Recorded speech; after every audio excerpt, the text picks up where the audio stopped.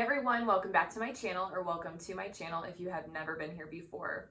Today I am going to be filming a labor and delivery Q&A video where I'm totally honest and upfront and open about my experience with labor and delivery, answering hopefully all of the questions that I was asked through my Instagram. If you're not following that, check the description box below. I will have links to my other social media platforms so you can go ahead and give me a quick follow. That way you can stay tuned with what's going on in my life on a day-to-day basis. I do ask questions that I end up putting in videos like this, and so you don't want to miss out to be entered, get a chance to get your question answered. So anyways, I had saw that there were a lot of women that did things like this. I wanted to watch those videos so I could sit there and relate and get questions answered based on the way that their experiences went down. So I'll explain the little quick birth story and then we'll go right into the questions I was asked. So my baby was born August 28th, 2021. It was my first birth. I ended up doing a natural birth all the way until 10 centimeters. And then after that, at that point, I was in so much excruciating pain that I had to get an epidural at the last second. That actually answers one of the questions, but we'll dive deeper into that. And anyway, my water broke and it was all happening so fast. I was 38 weeks, 4 days pregnant at the time, and it was a healthy delivery. Everything was good. The baby's healthy. So that is amazing. I didn't know what to expect, and like I said, this was the first time, so I have so much to discuss and go over, and let's just dive right into the questions. I'll just start off with that first question. Somebody asked me, did you end up getting the epidural? Yes, I did, but I literally wanted to wait, and people were calling me a unicorn because I was in no pain up until that 10 centimeter mark. I had my water break on Friday, August 27th, at like 1:30 or so. I knew at that point it wasn't like a big burst. It was just some little gushes of blood with bloody show, which was just like some pink drops, and I had not had that yet, and I knew that was coming. That is a sign at the very tail end that your cervix is opening up and the lining is bleeding. The capillaries are starting to kind of put blood down the systems. Anyways, can really gross, whatever. But this is the labor delivery Q&A, so if you are not good, you're squirmish with gross things, I recommend getting out of this video because this is all going to be TMI. But anyways, the water broke, whatever, husband came home, and then we went to the hospital. I was 4 centimeters dilated when I got there, and when your water breaks, you have to deliver within 24 hours because at that point, that is the protective layer, right, for your baby. And so when that layer is now gone or thinning, it is no longer safe for you to be not basically at the hospital and being checked out. So I went from 4 centimeters all the way to 10 centimeters without any medication and natural. I was sitting then at 10 centimeters for 5.5 hours, and I did not deliver until 2:51 in the morning of August 28th. Now that was a long time to sit in 10 centimeters because I literally felt like her head crowning down, and I had a mirror up the whole time so I could see everything going on, and it was really intense and very painful. And if I could describe the pain, literally intense shakes. I didn't know that was a thing. My whole body was uncontrollably shaking. I felt like I couldn't control the pain that I was in. My hips hurt so bad, and I have had previous pains with my hips, but it was hurting so bad because you had to have your legs hiked up the entire time. And so after a while they give out, and my bones were starting to hurt. The contractions were starting to become so strong I couldn't breathe right.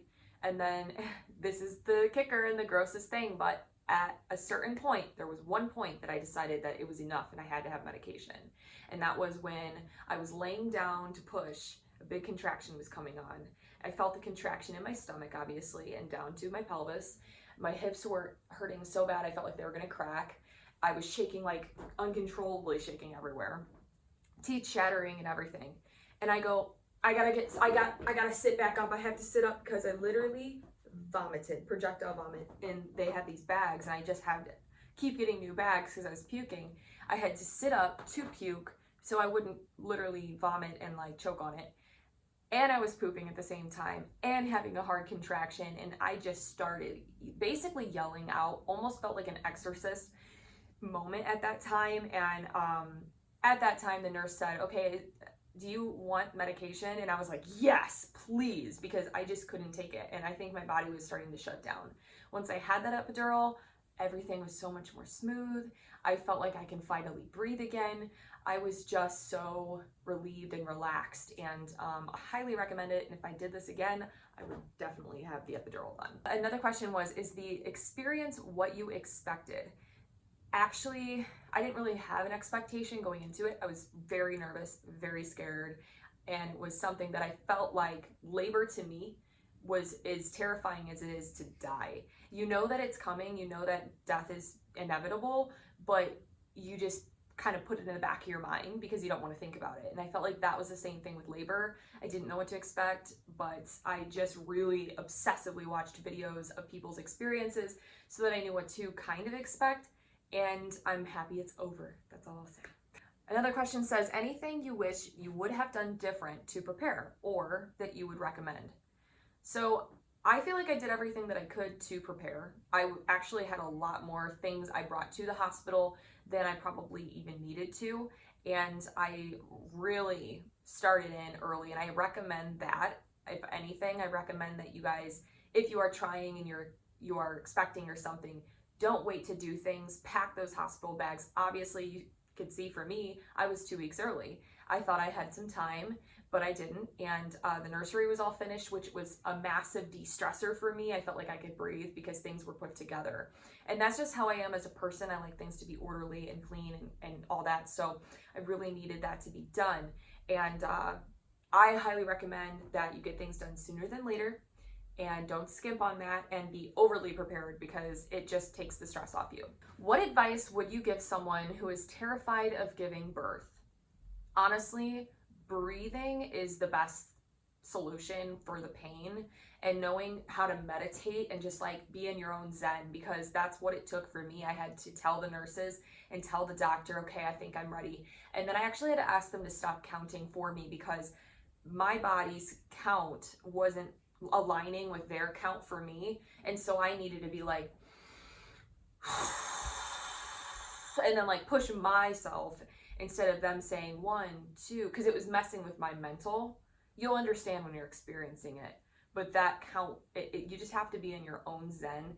And I did something. My mom brought flowers. I had her shove the flowers in my nose and my face so I could smell that, and kind of like, instead of the fluids coming out and the poop coming out, and it sounds disgusting, but you do smell that. I didn't have to wear a mask because I had been COVID tested there, rapid tested, and they don't force the women that are in labor to wear a mask. Thank God. Don't think I could have got through that, but everybody else around me was wearing one, thank God, too, because I didn't want them to smell the poop. And it was really gross.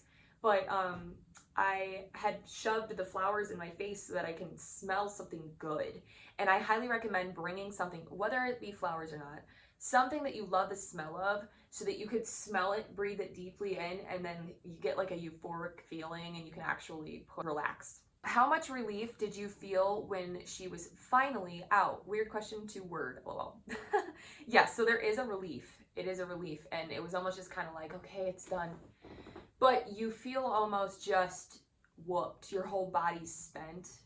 You're just like lifeless, literally laying there. Epidural really helps though, because afterwards, obviously there's usually tearing regardless of what happens. And so the doctor was sitting there stitching me up, and I wasn't feeling that. And I feel like had I not had the epidural or pain medication, that would have really sucked, feeling all of that.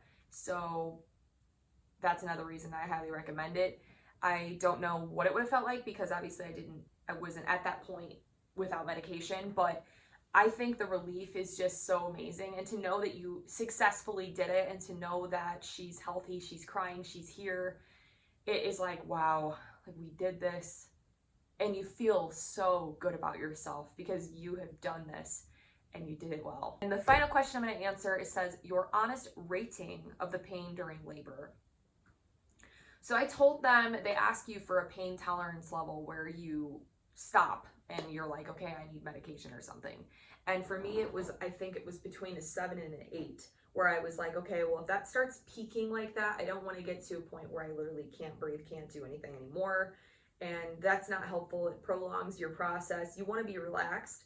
And so for me, I feel like Up until 10, my pain tolerance was probably 5 or 6. It was pretty in between because it was a new pain I'd never felt before, but it wasn't excruciating.